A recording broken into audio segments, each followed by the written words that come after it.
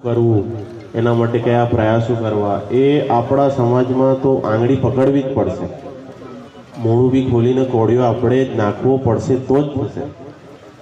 અમે જ્યારે ડ્રોપઆઉટના ક્લાસીસ ચાલુ કર્યા 6 વર્ષ પહેલાં, અમારી એમયુએ સ્કૂલમાં સમજો 60% રિઝલ્ટ આવે, 800 વિદ્યાર્થીઓ 10મામાં અપિયર થાય, તો તમે સમજી શકો કેટલી મોટી સંખ્યામાં વિદ્યાર્થીઓ ફેલ થાય.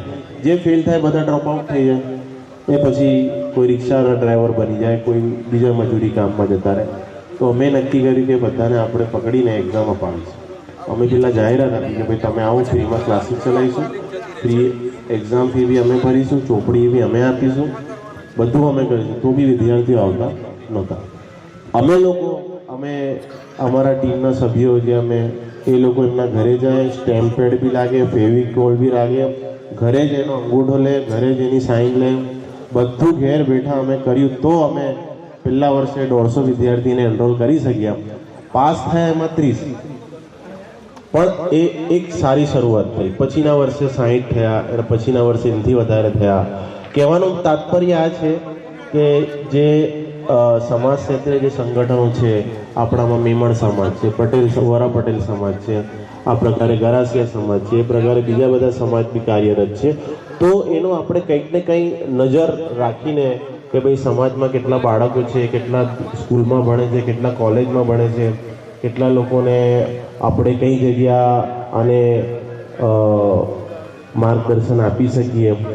સમજો અમારું જીતનીલમાં છે, તો અમુક સમાજના લોકો એટલા જાગૃત હોય છે કે એ લોકોમાંથી થપ્પા ફોર્મ આવતા.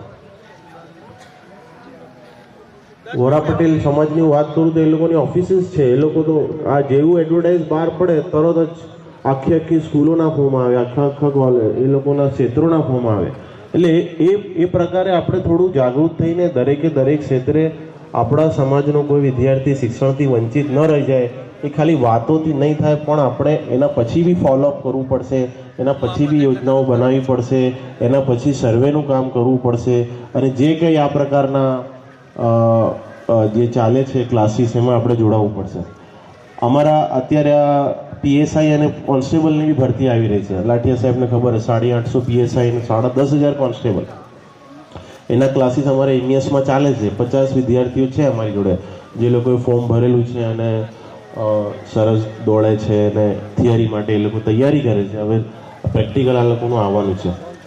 તો આ પ્રકારની તકો જ્યારે તમારા ધ્યાનમાં આવે તો તમારે એ પ્રકારે ભાઈ તમે આજુબાજુ જુઓ. આપણે જ્યારે આપણી આસપાસ બી કેટલા લોકો હોય છે જેને ખબર હોય આપણને કે ભાઈ આ તો ભણતો જ નથી, એક્ઝામ ફેલ થયો છે, એક્ઝામ આલતો નથી, એક્ઝામ આપી દીધી પણ કંઈ આગળ ફોર્મ ભરતો નથી. તો એ જે ક્ષણ છે એ તમે જો એમને માર્ગદર્શન આપશો અને એ માર્ગદર્શનથી એ વિદ્યાર્થી ક્યાંકથી ક્યાંક પહોંચી જશે, તો એ તમને જિંદગીભર યાદ રાખશે. અને દરેક સમાજનો દરેક જો માણસ આવું કરશે તો આખો સમાજ આગળ વધશે.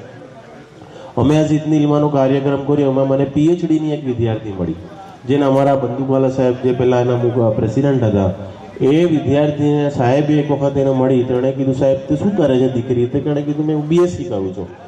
તો કે હવે આગળ? તો કે નહીં, હવે પપ્પા લગ્ન કરવાનું કહે છે. તો પપ્પાને બોલાય કે નહીં, આનું લગ્ન તું નક્કી કરી નાખ, પણ લગ્ન ના કરતો, આને તું એમએસસી કરો. એણે એમએસસીમાં ગોલ્ડ મેડલ મળ્યું, પીએચડી કર્યું, અને એણે બીજી એ પ્રમાણે આગળ એનું. એટલે એ મને આજે મળી કે મને એ ટાઈમે બંદૂકવાલા સાહેબે પકડીને ખાલી 2 શબ્દો એણે કીધા, પણ એનું જીવન એમાં બની ગયું. તો આ પ્રકારની જે યોજનાઓ છે, આપણે એ પ્રકારે કંઈક આયોજન કરવું પડશે. અને એમાં અમારા જેવી સંસ્થાઓ છે જે તમને મદદરૂપ થઈ શકશે. ને અમારા ડૉક્ટર ફિરોઝ વાઘેલા અહીંયા હાજર છે, એ બી અમારા ટ્રસ્ટના જ મેમ્બર છે, જેના થકી આ યુપીએસસીના સીએના ક્લાસીસ ચાલે છે. અમે લાઇબ્રેરી એસ્ટાબ્લિશ કરી છે વડોદરામાં. 3 લાઇબ્રેરી ચાલે છે. એક વાડી એરિયામાં છે, ભવાઈ રોડ પાસે, એક અહીંયા મેમણ કોલોની પાસે છે. અમારું સિંહટ ડાયગ્નોસ્ટિક